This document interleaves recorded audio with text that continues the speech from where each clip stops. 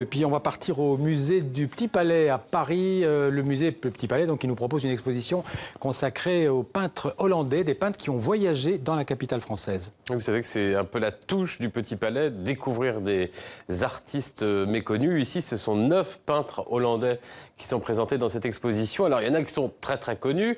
Van Gogh, Van Dongen ou encore Mondrian, mais d'autres beaucoup moins. Il faut dire qu'entre 1789 et 1914, ce sont des centaines d'artistes des Pays-Bas qui ont fait le voyage à Paris, qui était à l'époque le centre culturel de l'Europe, une expo qui nous fait parcourir en fait un siècle et demi de courants artistiques, d'évolution de la peinture, et qui nous fait aussi découvrir certains peintres. On peut notamment citer, vous allez le voir, Young Kind.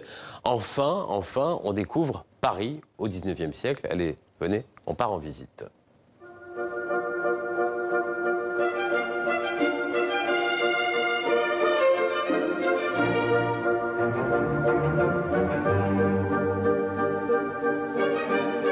Il y a une forte tradition, évidemment, aux Pays-Bas, l'âge d'or du XVIIe siècle. On enseigne un peu toujours cette tradition.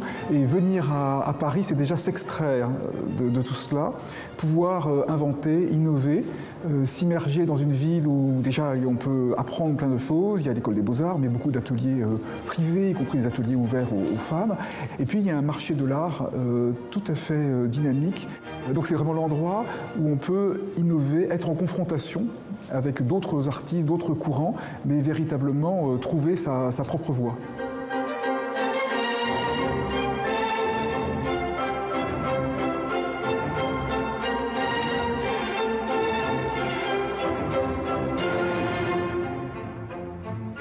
Nous avons sélectionné 9 figures qui nous semblaient variées, originales, et qui chacune représente un mode d'insertion un peu différent dans la ville.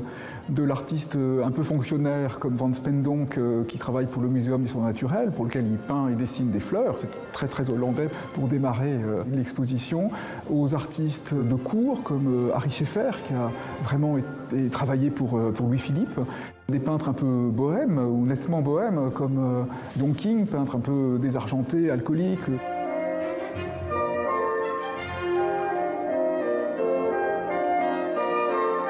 Plus tard, Van Gogh, bien sûr, au destin assez tragique, mais des peintres qui travaillent pour le marché de l'art, comme Kammerer, qui lui est même financé, salarié d'une galerie, et puis des peintres qui réussissent très bien, par eux-mêmes, comme Van Dongen, ou qui sont un petit peu en retrait de la société, comme Mondrian.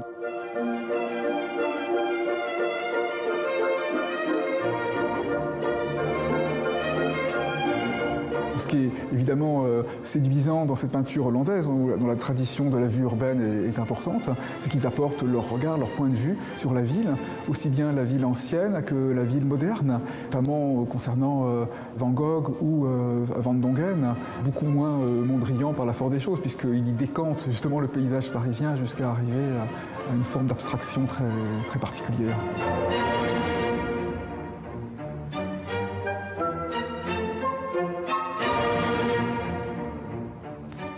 Voilà, on va quitter le Petit Palais pour aller à Berlin pour la suite de la Berlinale. C'est du cinéma, bien sûr. Oui, deuxième jour de compétition hier soir et c'était ambiance un peu hystérique sur la Marlene-Dietrich-Platz avec Robert Pattinson et Mia Wasikowska. L'acteur anglais et la comédienne australienne sont à l'affiche de Damsel, film des frères Nathan et David Zellner. Et c'est un western. En voici quelques images.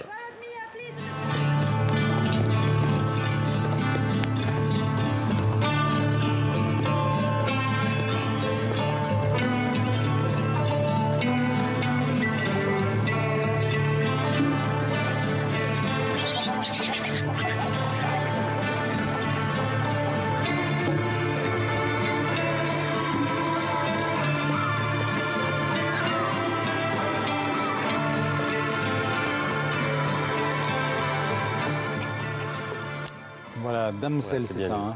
C'est bien lui, Robert Pattinson. D'accord. Merci Jean-Baptiste, à demain.